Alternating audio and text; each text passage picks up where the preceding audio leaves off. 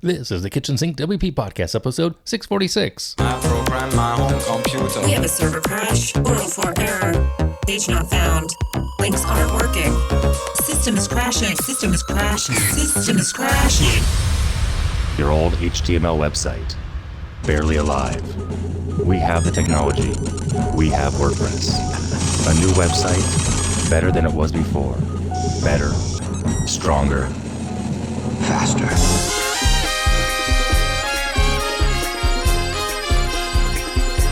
We have the technology. The technology. Right. Hello, everybody. This is Adam Silvey, host of the Kitchen Sink WP Podcast. Thanks for being here. Let's get started. All right, upcoming events. We have one next weekend. I think it's happening. I can't confirm this because the site is kind of wonky. WordPress Campus Connect, Central and Eastern Uganda schools. It's July 19th is what it says on the website. If you're in that part of the world or you're planning on going, just verify with somebody, because as I put this on the show notes here, I'm not 100% sure this is actually happening. So keep that in mind. But that's what kind of came up. So a single day event, WordPress Campus Connect, Central and Eastern Uganda. Check that out if you are in that part of the world. All right, moving on. Segment one in the news. Two things here. WordPress 7.0.1 maintenance release came out. This is a minor release, fixed 31 bugs throughout core. And the next major version, by the way, the second part of this topic is WordPress 7.1 is scheduled for release on August 19th at WordCamp US, which is in Phoenix this year and next year.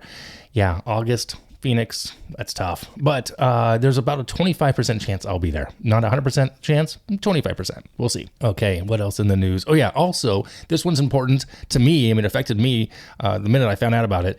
Ultimate Member plugin had a vulnerability that affected up to 200,000 sites. I've gone ahead and updated the site that I use it on, which is over at nitapacer.com. Just launched it like 3-4 weeks ago. So it affected up to 200,000 sites, like I said, and it's an 8.8 out of 10 for vulnerability. So if you're using this plugin, by all means, you're going to want to update this as soon as possible. Keep that in mind, because you can someone can get access to the whole site with a, what was it, in a I'm not sure how they worded it. What was it? Full control of the website. I forgot how they worded it. But that anyway, take over by exposing password reset links. Yeah, that's not good. So there you go.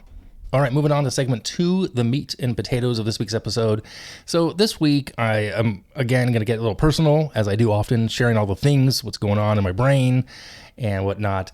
And last week on July 8th, marked the 3-month mark, I guess you want to call it, the point since the layoff when I left web dev. And I think 3 months feels like enough time that I should have some kind of meaningful update, a clear direction, or maybe even a big announcement about what's coming next. And I do, honestly, I have the update, but I don't have a really neat conclusion. So I have been trying to make good use of the time. At the same time, I'm still trying to figure out what the larger goal is. I thought it might be useful to talk about this, these first 3 months, what they've looked like, especially for anyone else out there who may be navigating a career change, a business transition, or simply a season where the next step isn't so obvious. So I have 4 sections I want to talk about. The first one is about being busy versus being focused. And the one thing I can say here is that I've not been sitting around doing nothing. I've been spending a lot of time on projects. Like I said earlier, Nita Pacer, my running site, runadam.run, the podcast site. I'm kind of doing some work on the back end, and a few other ideas I've been floating around for a while. But full disclosure, I'm not really spending any time on Concierge WP, any more time than doing the baseline support that I have to for the handful of clients I still have. I'm not actively doing business development there. But that said, if something comes in from a past client, we take care of it. From a new client, organically, we take care of it. And I still have a developer who I work with. He's overseas. I'm still paying him when I need to, and he's still helping me build other things as well, but not as much. And that may change this next quarter financially. It may not make sense to keep him on anymore. So we'll see about that. Also, trying to create more consistent content around building sites again for myself, the running community, business stuff, AI. And I want to mention again, I think I mentioned a few weeks back, maybe a month ago, about maybe sharing this in a live stream on Twitch, kind of doing some live coding and sharing what I'm learning and how I'm doing it. So there's been value in all that. But some of these projects are finally getting the attention they didn't receive when I was working full time. The challenge here is that working on these interesting things does not automatically create a clear direction. I can finish a task, publish content, update a website, or make progress on an idea, and still at the end of the day, I wonder whether I've worked on the right thing. I mean, I've been productive, but I'm not always sure I've been focused. And that is frustrating to say the least. All right, on to section 2, and that comes down to this job search because it's its own kind of thing. Yeah, I've been applying for jobs. Some of that is in part because of the unemployment process here in North Carolina. It's required to do so. And the unemployment isn't a whole lot of money, and it's going to run out this month. So, but I'm not just checking a box. Well, I'm doing it both. I'm checking a box, but I'm genuinely open to finding the right opportunity. I've applied for roles involving marketing, community, content strategy, account management, events, the running industry, and a few positions that kind of combine several of those areas, which would be amazing.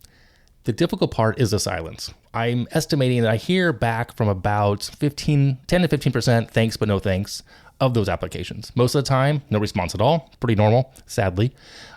You send in the application, I tailor the cover letter, I answer the questions, and then it just kind of disappears in the system. And I know that's normal in the current job market, but normal doesn't mean it's easy. It can be hard. I mean, it's tough to put in the energy into the process and get almost no feedback back from anyone. So I get really disillusioned there as well. It's kind of a bummer. All right, moving into financials, and this is section 3. Financially, we're okay at the moment. I'm fortunate to have some runway, and I'm not sharing this from a place of immediate crisis. At the same time, like I said, unemployment benefits run out this month, and that creates another marker on the calendar. Even when you know you have some breathing room, watching one source of income come to an end makes the situation feel a bit more real. So what I'm learning is that financial runway and mental runway are two very different things. You can look at the numbers and know you're okay for now, while also feeling uneasy because you don't know what the plan is 6 months from now. The hardest part has not necessarily been the lack of a paycheck. It's been the lack of one central goal to build towards it or towards something. If that makes sense. Am I trying to find another full-time job? I don't know. Am I trying to rebuild my own business? I don't know. Am I trying to create a collection of smaller projects that eventually become something sustainable? Well, maybe. Right now, the honest answer is maybe it's a combination of all three of those things. And I think that gives me some solace, but at the same time also provides more frustration. So this leads me into section 4, and that is to kind of balance that out, in meaning that the one consistency that I've been doing is the fitness and running. I'm continuing to train. I work towards future races. I spend time in that space, in that community. That may sound unrelated to a career update, but it has given me a lot of balance that I need. It's incredibly important. The training gives my week structure. It gives my goals some measurability. Is that a word? I think so. Even when the professional goals feel less clear, I know I'm at least doing something that I can track and keep me, it reminds me of the progress of what I'm doing. And it's not always obvious while it's happening. There are plenty of training weeks where nothing feels especially impressive. I show up, I put in the miles, I recover, I do it again and again and again.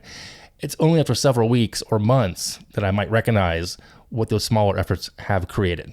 So I'm trying to apply that same patience to the part of my life that's work related. I may not know exactly where I'm headed yet, but I am still moving, still building, and still trying to pay attention to what direction has the most potential. So I wish I had a way to close this and to wrap this episode up in a big reveal. I wish I could tell you that 3 months after the layoff, I discovered the perfect next step and everything now makes sense. That is not where I'm at yet, to be honest. I am still in the middle of it, and perhaps that is the most honest update I can give. For now, I'm going to keep applying, keep creating, keep training, and keep evaluating which of these projects and opportunities deserves more of my focus. Maybe the next step will come from a job application. Maybe it'll be from one of the businesses or platforms I'm working on. Maybe it'll be something I've not even considered yet. I do not have the inspirational ending for the story. I just don't have one. I don't have that but I'm still working on it. And sometimes continuing to move while you figure out the destination is enough. So I hope that helps you. I really do. If you have any leads or insights or thoughts on my situation, by all means, I would love to hear it. I'm open. So there you go. All right. Moving on, segment 3, tip and tool of the week. This one is pixabay.com. It's a website I found. They have free images and art and stuff, but they also have music. And I've been trying to get some free resource music to put on the YouTube channel for the videos I'm putting out over on the running side of my life. So pixabay.com. I don't think I've ever mentioned them before. So there you go. All right. If that's it this week, if you have any questions, go ahead, send it in via email, adam@KitchensinkWP.com, or use that speak pipe function on the website. If you want to support the show, become a Patreon. That'd be great. You can also buy me a coffee. If you want to sponsor the podcast, you can do that. Fill out the form, and I'll get back to you on that. Thanks for listening. See you next week. Now go out and do some awesome things with WordPress. All right? Bye-bye. Bye.